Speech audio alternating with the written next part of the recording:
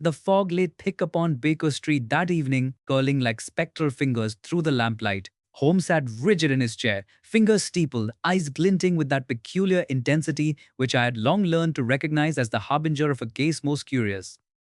Watson, observe the way the smoke from my pipe disperses. It is erratic, yet it hints at the irregularities of the mind that created it. I regarded him with the familiar mixture of awe and mild apprehension. Holmes always possessed the uncanny ability to detect patterns invisible to ordinary men, and on this particular evening he seemed to carry the weight of an unspoken mystery. There is a letter, Watson, delivered by a cab just as the church bells tolled 9. The seal is peculiar, and the handwriting distinctly feminine, yet tempered with a hesitance that betrays fear. I leaned forward, curiosity pricking my mind. Holmes, you speak as if this is no ordinary correspondence. What is it about the handwriting that troubles you? Chalk or mean? Observe the uneven pressure upon the quill, the slight tremor at the curve of the letters, and the occasional hesitation where certainty should reside. These are marks of one under duress, or perhaps deception. I took the letter in hand, noting its delicate parchment and the subtle scent of lavender. Faint but lingering. It is from Lady Frances Carfax, I murmured. She is known to me only through distant social acquaintance, but her reputation for prudence is well established. Precisely, Watson. And yet Prudence now has abandoned her. She writes of imminent danger, a shadow that pursues her from the very streets she treads. I must ascertain her location before she vanishes into oblivion entirely. Holmes' eyes glimmered with purpose. I watched him extract a magnifying glass and examine the paper with meticulous scrutiny. The faintest impressions upon the reverse side of the parchment seemed almost imperceptible to my own senses, yet Holmes detected them with ease. Here, Watson, note the indentation of another hand, one used to writing in haste. This letter has been penned in secrecy, yet it has been read before reaching us. A trail, however faint, has been left behind. I found myself attempting futilely to mirror his attention to detail. Holmes, how do you perceive these subtleties with such ease? My mind strains to see what is plainly before me. Elementary, my dear Watson. The eye trained to detect variation in pressure, rhythm, and orientation will always discern the story that the untrained eye overlooks. Deduction, Watson, is a science founded upon the minutiae of observation.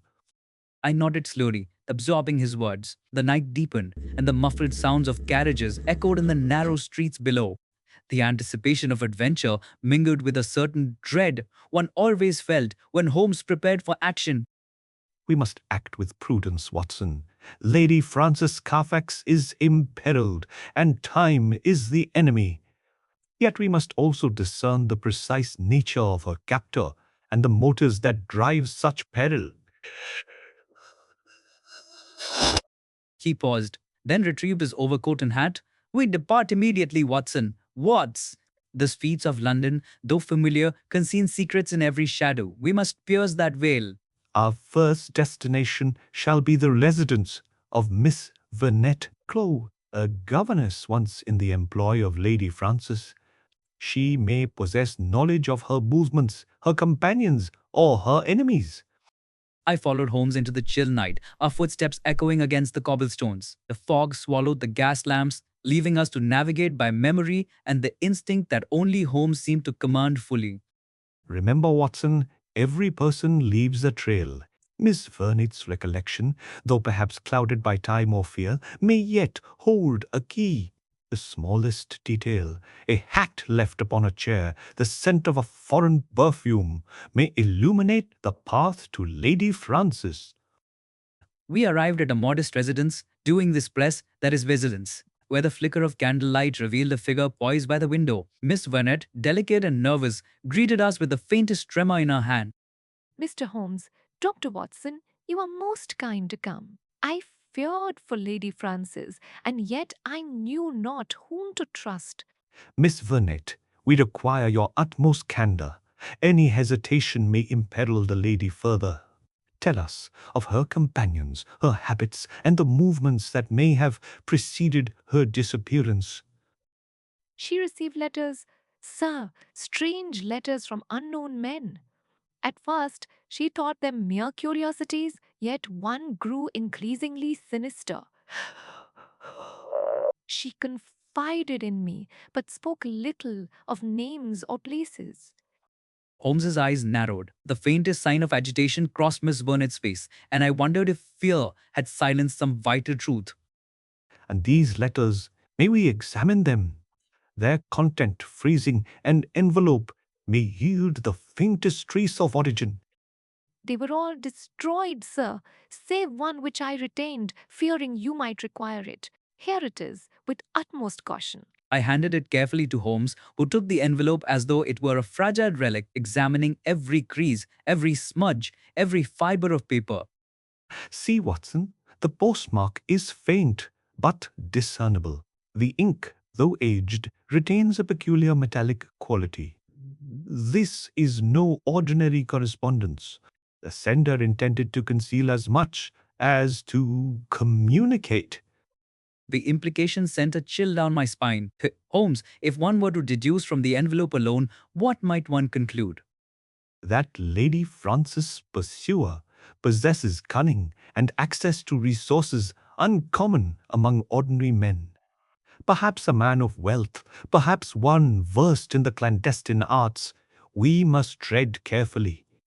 Miss Burnett continued to describe the lady's habits, her routines, and her last known acquaintances. Holmes's mind worked with relentless precision, cataloguing every fact, dismissing the trivial, magnifying the significant. Watson, you observed the trajectory of our inquiry. Each fragment of information, each hesitation, each nuance forms a lattice upon which the truth shall hang. The lady's life depends upon our ability to reconstruct the invisible. As we left Miss Burnet's home, the fog seemed to thicken, wrapping the city in a cloak of uncertainty. Holmes walked ahead, absorbed in contemplation, and I followed, the weight of responsibility pressing upon me. Our next course must be calculated, Watson. We shall visit the last place Lady Frances Carfax was observed, an inn on the outskirts of the city. There her presence may have left traces invisible to the casual eye, but legible to the mind trained in deduction. The inn stood in solemn quiet, a relic of another age, its windows glimmering faintly under the lanterns. We were greeted by a porter whose nervous glances suggested he knew more than he was willing to share. Sir, your cooperation is requested. We inquire concerning Lady Frances Carfax, who visited this establishment recently. Any observation, no matter how trivial, may assist us. Sir, I remember a lady of refinement, yes, and a gentleman with an air of mystery. They came for the night and departed by carriage at dawn. There was tension, sir, and unease I cannot explain. Holmes's eyes gleamed. Tension, Watson. Tension reveals motive and circumstance. Note how the mind of the innocent registers fear and hesitation. We must follow this trail without delay. Precisely, Watson. The carriage, the gentleman, the timing, each offers a thread. We shall trace it methodically. The shadow that pursues Lady Frances will not escape the light of our investigation.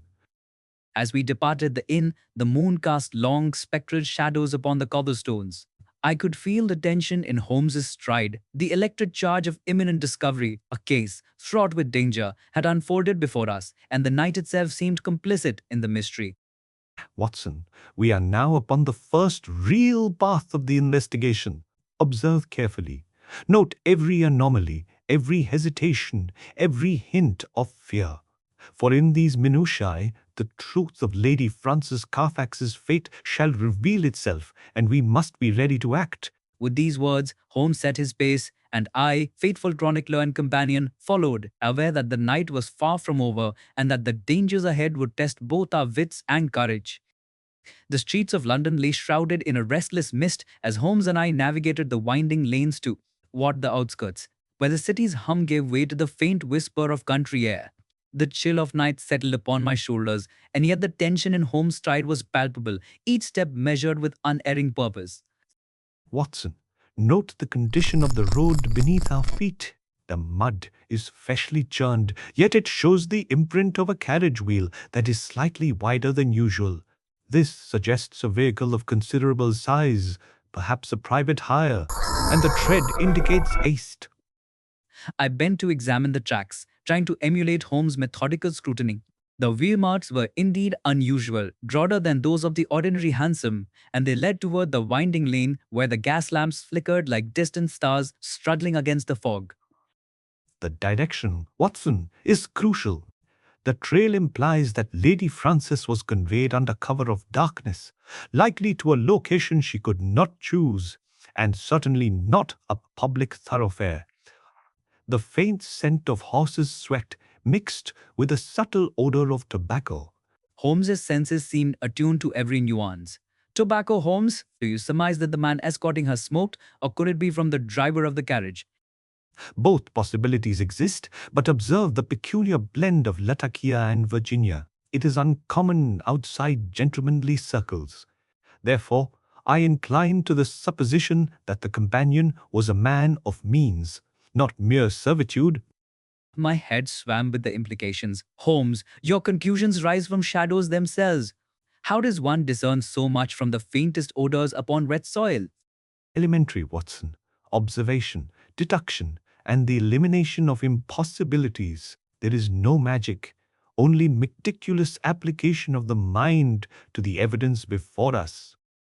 The fog grew thicker as we pressed on, enveloping the narrow road. Flare, the occasional hoot of an owl, punctuated the stillness. Holmes's eyes darted to every flicker of movement, every whisper of wind through the bare branches of the trees.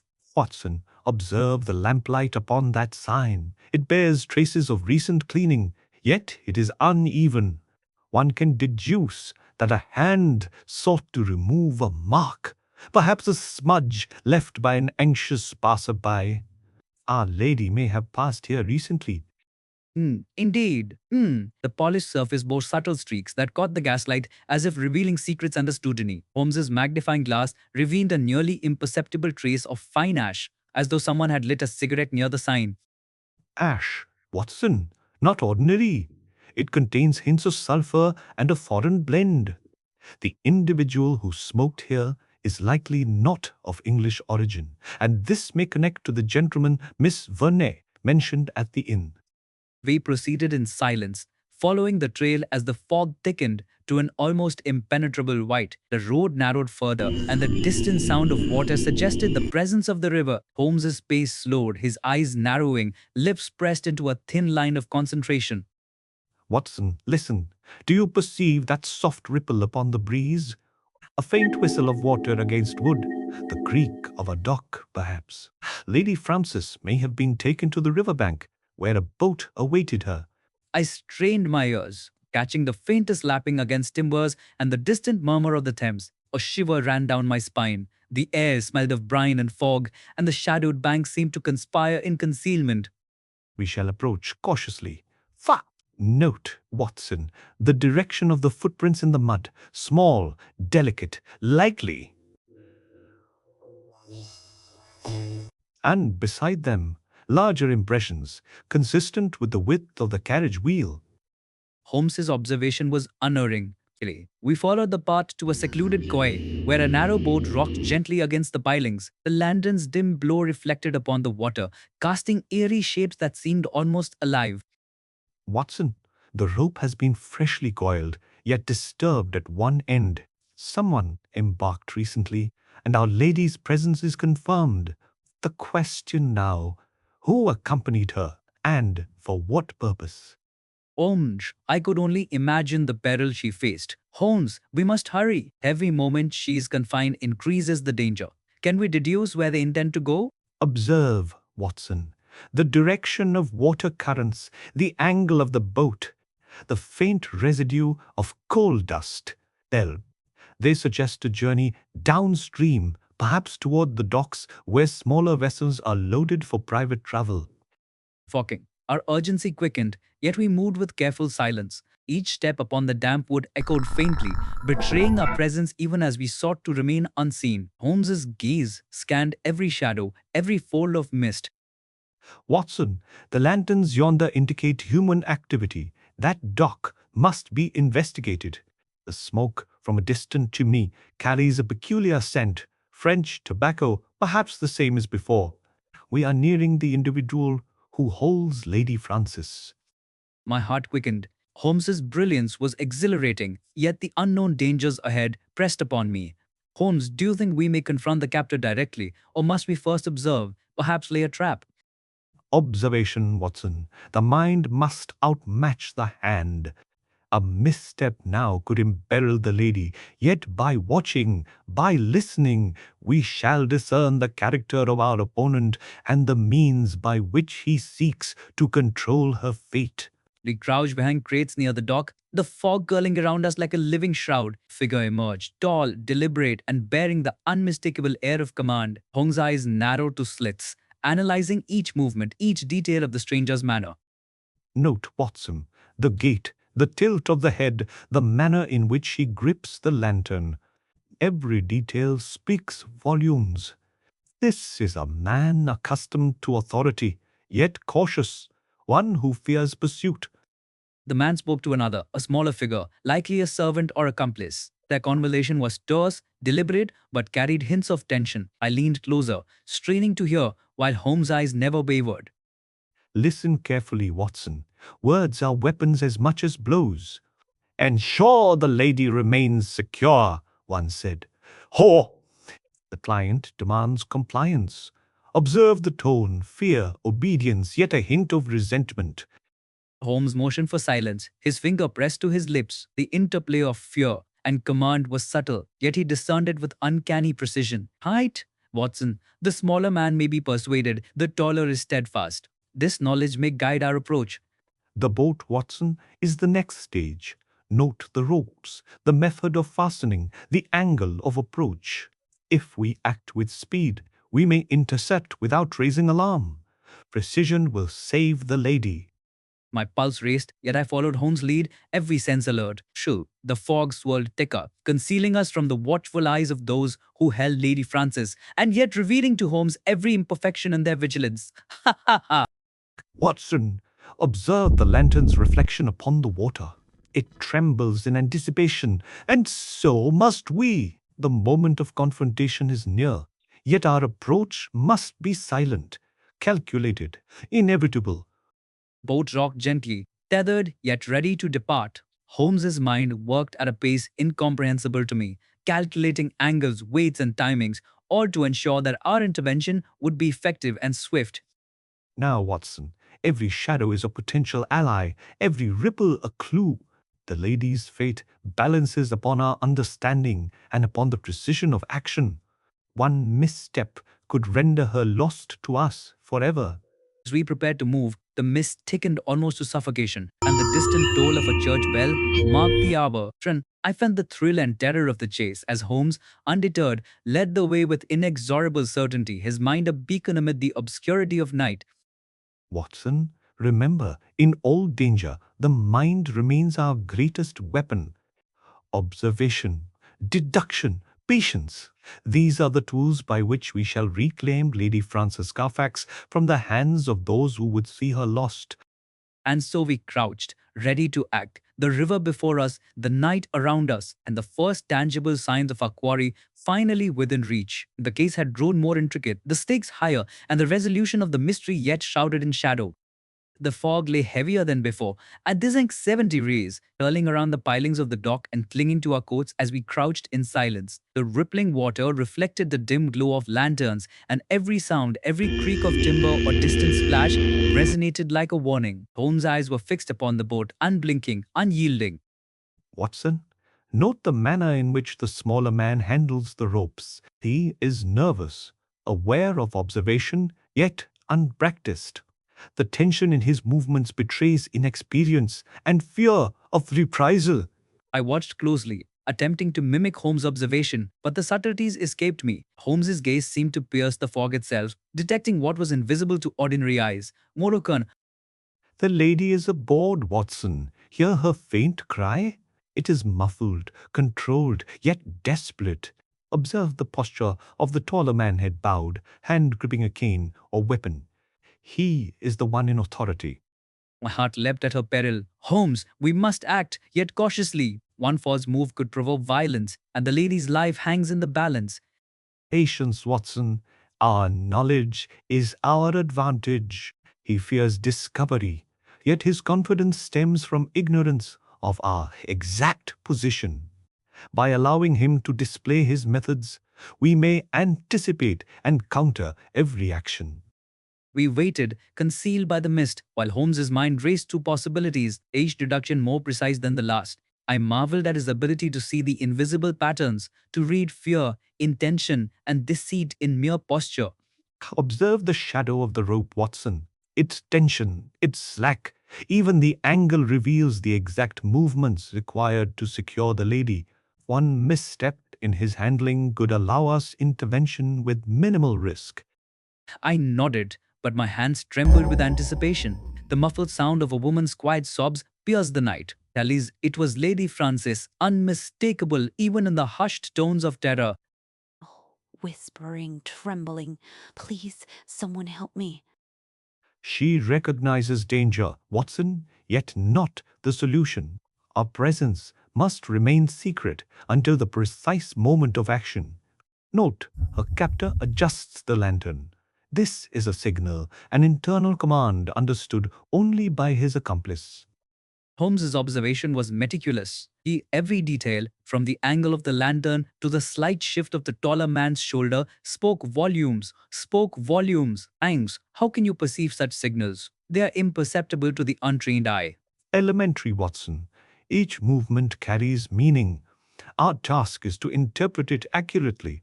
Inaction now would risk the lady's safety, yet premature action could provoke her captors into violence. Strategy, not impulse, dictates our response. Taller man glanced around, evidently checking that the dock was empty. His companion fumbled with a bundle on the boat's deck, perhaps a disguise or a trap, a blast. Or the scene was fraught with tension, and yet Holmes remained calm, calculating each move. Watson, the bundle contains papers, possibly letters that Lady Frances has received. Their examination may reveal the motives of these men, or perhaps their destination. This alone could be pivotal in understanding their scheme.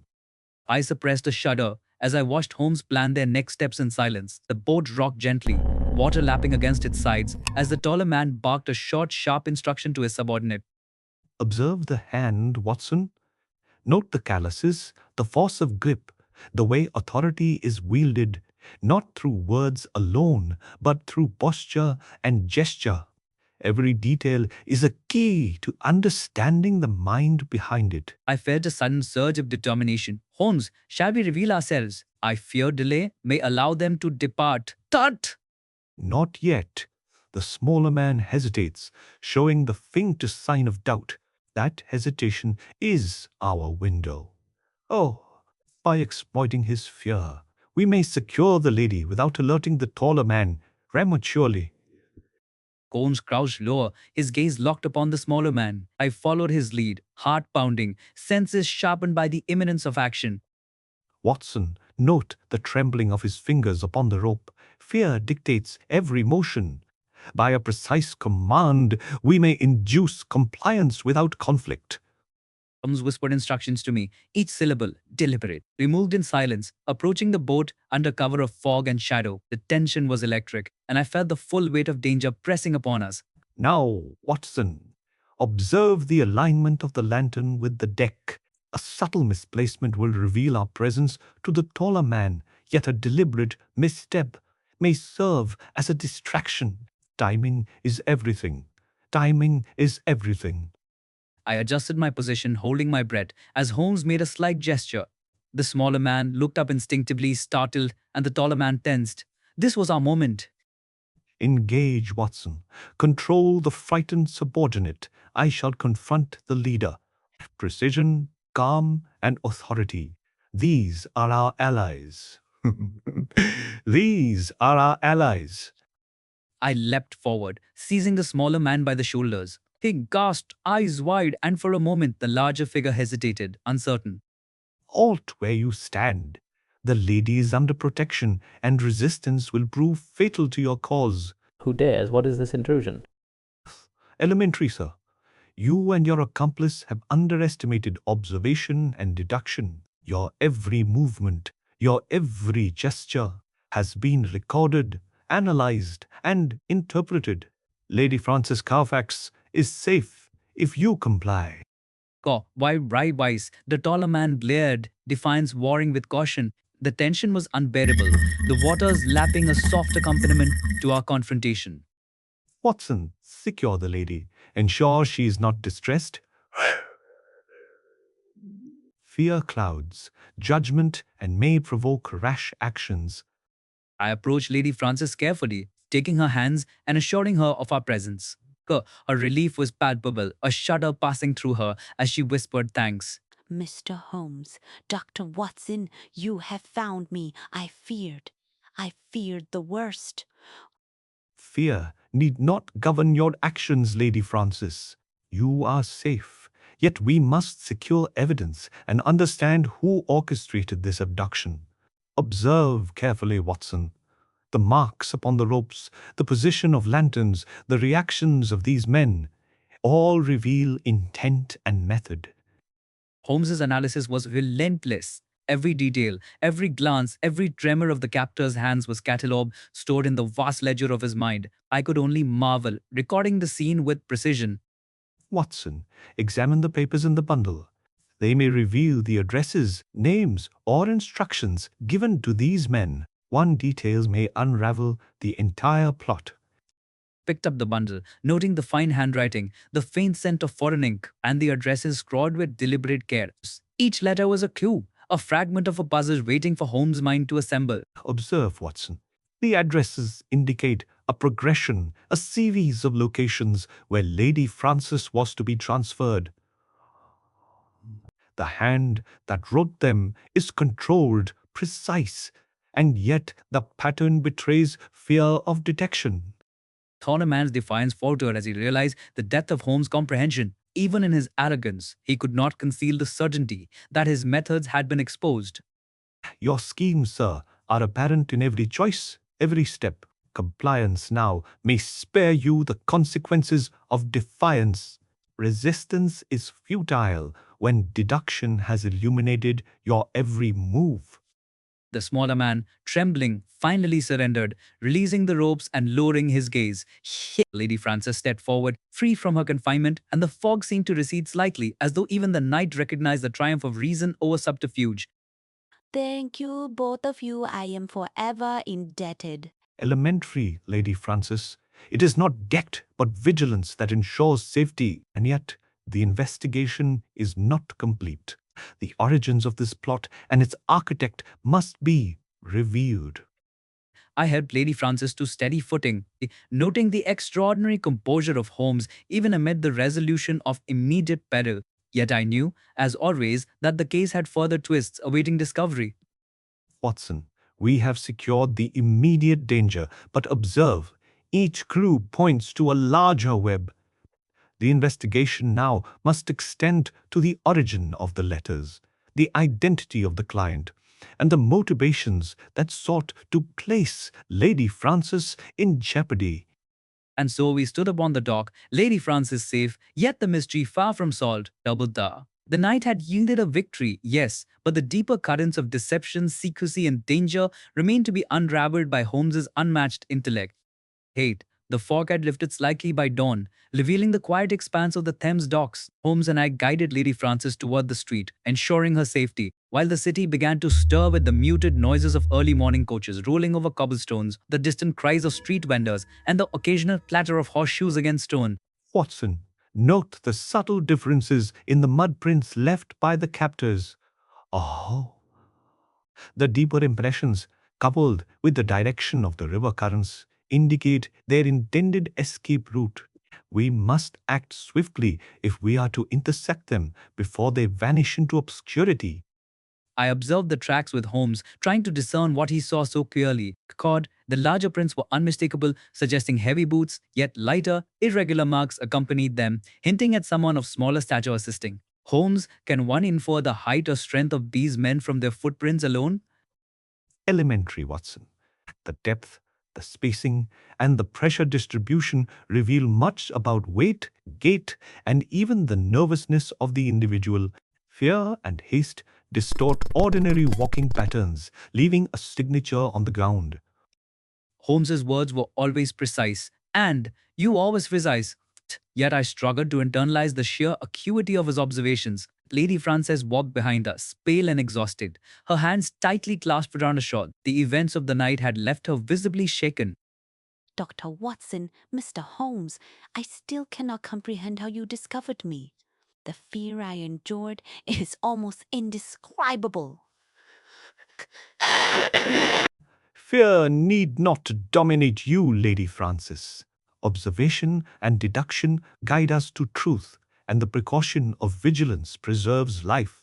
We have secured your immediate safety, but the investigation is not complete. Holmes led us into a quieter lane, away from the awakening bustle. I noticed that even in apparent calm, his eyes darted to every detail. Signs of disturbance in shop windows, marks on door frames, subtle smudges of soot, all catalogued within the vast apparatus of his mind. Watson, consider the letters recovered.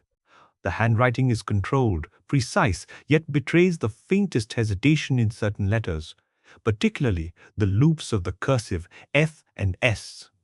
This suggests that the sender was both educated and accustomed to careful concealment. I took note, marveling at Holmes's ability to deduce character from the curvature of penmanship. So we may know the sender's education, habits, even temperament from such minutiae. Precisely. Each subtle quiver in the line, each deviation from the norm carries meaning. The author feared discovery, yet desired communication, a balance that reveals both caution and compulsion. We paused outside a modest building, the door of which bore the faint remnants of a wax seal. Holmes examined the smudges carefully, his magnifying glass capturing even the faintest traces of impression. Watson, observe this. The seal is broken from the interior, yet pressure marks indicate a second attempt to reseal it hastily. This implies the sender's immediate concern upon realizing the letter's potential exposure. Holmes's fingers traced the faint lines upon the paper, as though conversing with the invisible hand that had manipulated it. So the sender was careful, yet compelled by urgency, I ventured. Exactly, Watson. The urgency is corroborated by the sequence of destinations outlined in the letters. The sender sought to move Lady Frances swiftly, using various intermediaries to obscure the path. Each step reveals the mind behind the plot. Holmes's analytical gaze took in every detail of the street-faded signs, smudges on walls, footprints in the dust. Each subtle mark was a fragment of the larger pattern. We must visit the finer known locations indicated in these letters. Each inn, each boarding house may hold evidence, a witness, or even the captor himself. Observation and patience will guide us to the truth. Our first stop was an inn on the eastern edge of the city, a place of modest reputation yet discreet enough to host clandestine meetings. Holmes's questions were precise, his gaze interrogating every reaction, while I recorded the atmosphere and responses. Sir, we inquire about a lady passing under the name of Carfax. Any unusual visitors, any strangers in the past week? Details, no matter how small, are vital. Ah, sir, there was a lady, yes, tall, refined, accompanied by a gentleman I did not recognize. They kept their rooms, but there was Kenshin. A man came to collect her papers, and they left early this morning. Holmes's eyes lit with comprehension. The papers again, Watson. They are pivotal to understanding the motive. The captor sought information as much as leverage. Observe the timing, Watson. The departure was hurried yet calculated. Captors relied upon the element of routine to conceal their actions. Any deviation, however slight, reveals an opening. As we left the inn, the streets grew narrower, the shadows deeper. Holmes's mind raced, deducing the likely sequence of movements, the accommodations of the captors, and even the probable vessel that might carry them further away.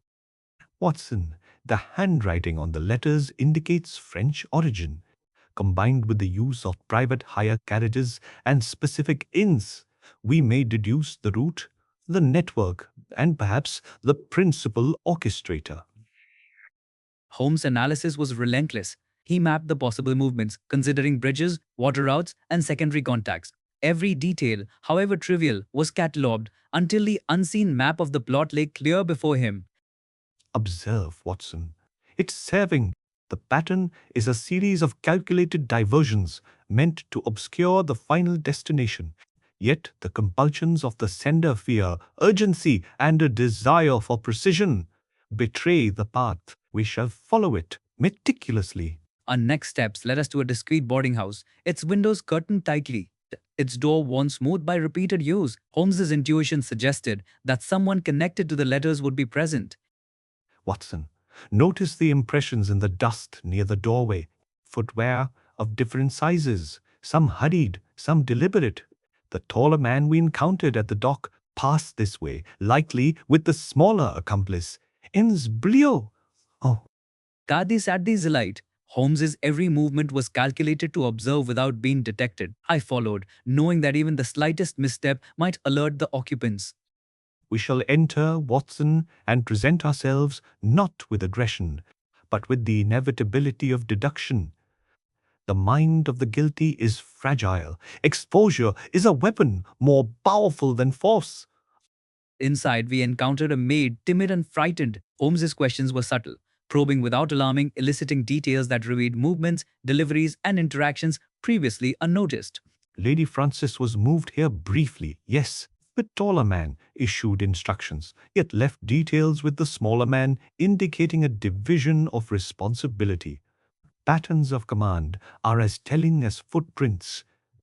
I marveled at Holmes's ability to reconstruct the entire scenario from fragments, impressions upon the floor, creases in papers, the alignment of furniture, the subtle fear of a servant. Each was a clue, each a piece of the greater puzzle. Watson, we now have sufficient evidence to anticipate the next movement. Observation alone is insufficient. Action must follow. We must proceed to intercept the final transport of Lady Frances using the patterns we have discerned. And so, with the morning mist lifting and the city awakening, Holmes set his plan in motion. Every step, every deduction, every subtle observation brought us closer to the resolution of the conspiracy that had endangered Lady Frances Carfax. Yet the final confrontation loomed ahead, shrouded in uncertainty and peril. The afternoon sun struggled through the lingering London fog as Holmes and I approached the final location indicated by the letters, a secluded warehouse near the northern quays, its brick facade darkened by smoke and age. The air was thick with the tang of coal and the briny scent of the river. Lady Frances, escorted discreetly behind us, shivered despite her shawl, fear and fatigue etched upon her delicate features. Watson, observe the condition of the door. The lock has been tampered with recently, yet marks indicate haste and clumsiness. This suggests the presence of an inexperienced accomplice, likely the smaller man from the dock. Crouched beside Holmes, inspecting the weathered ironwork. He had a remarkable way of discerning minutiae, invisible to ordinary eyes, the faint scratches, the residue of oil from the lock's mechanism, even the pattern of dust displaced. The taller man would be inside, confident, yet relying upon control of the subordinate. Their overconfidence is a flaw. Every detail betrays the precise structure of their plan. I felt a surge of apprehension. Holmes, if we confront them now, the lady may be endangered. How shall we proceed? With precision and intellect, Watson. Observe, fear can be leveraged, hesitation exploited. Our approach must be both silent and absolute, leaving them no opportunity for resistance or flight. Holmes adjusted his coat, eyes scanning every window, every possible entry. I followed his lead, my hand resting lightly on the revolver I had carried throughout the investigation, a fragile reassurance amid the mounting tension. Watson, the window to the east is our vantage. The smaller man patrols near it. His nervous movements betray a mind unpracticed in deception. One subtle distraction, and he will reveal himself.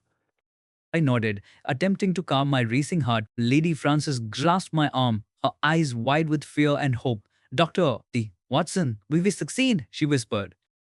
Fear not, Lady Frances. Observation and deduction are our allies. The patterns of human behavior are as predictable as the rise and fall of the tides. Confidence, combined with vigilance, ensures the outcome. From our concealed position, we watched as a smaller man fumbled with the ropes and papers, his movements jittily, betraying anxiety and inexperience. Holmes's eyes gleamed with anticipation, calculating the precise instant to act. Now, Watson, engage the smaller man with authority. Your presence must suggest inevitability, leaving him no alternative. I stepped from the shadows, voice firm yet measured. Hold! Your actions have been observed, and resistance is futile. The man froze, his eyes darting wildly, then fell to his knees in surrender, trembling. Please, I meant no harm. I was only following orders.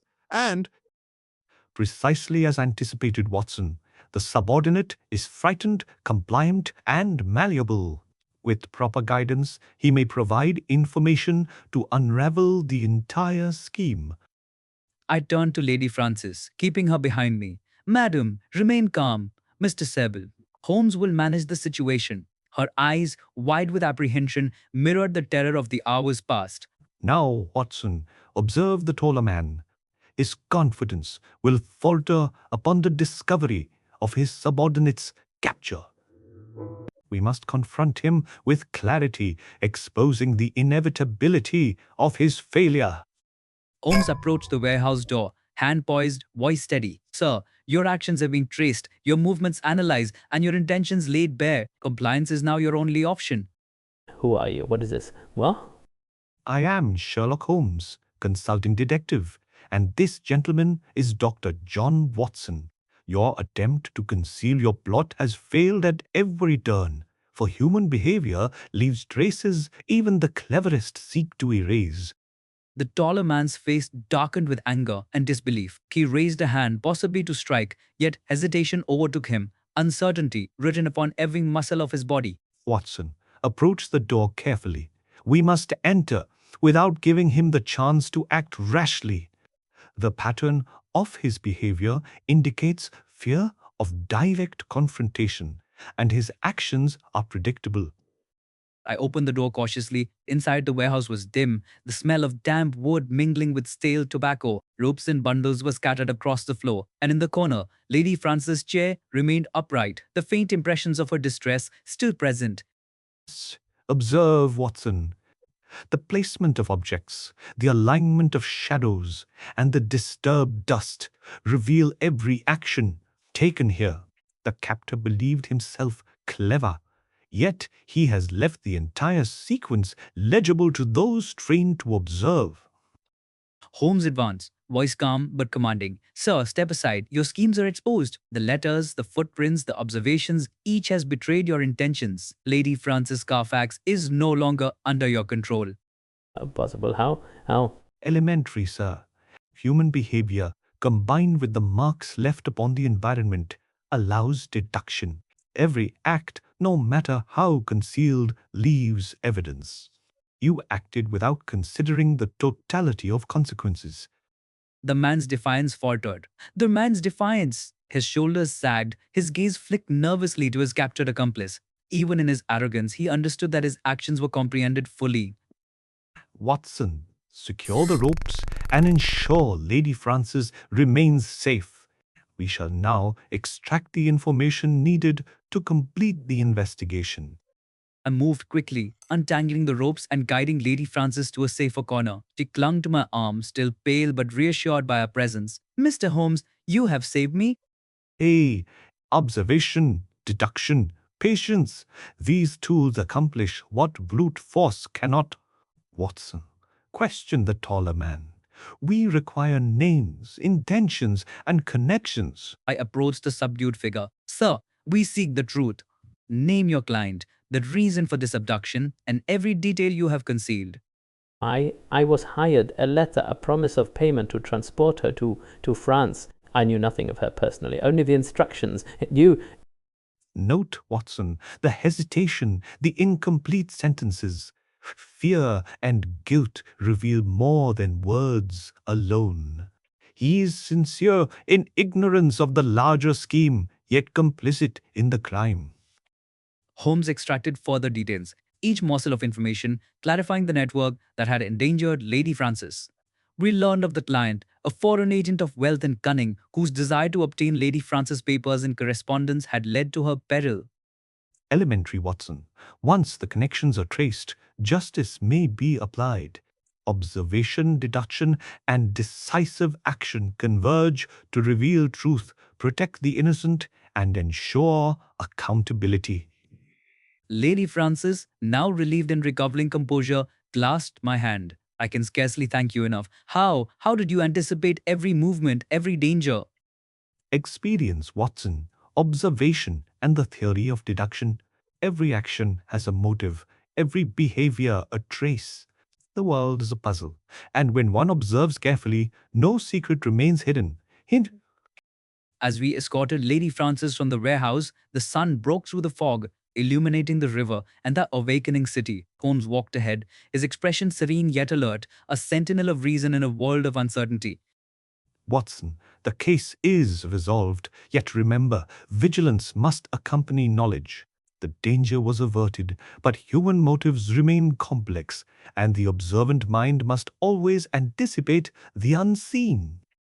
And so, Lady Frances Carfax was safe, the conspirators exposed, and another intricate web unraveled by the relentless intellect of Sherlock Holmes. The city, unaware of the drama that had unfolded along its fog-laden docks, continued its rhythms, oblivious to the quiet triumph of reason and deduction that had preserved a life from peril.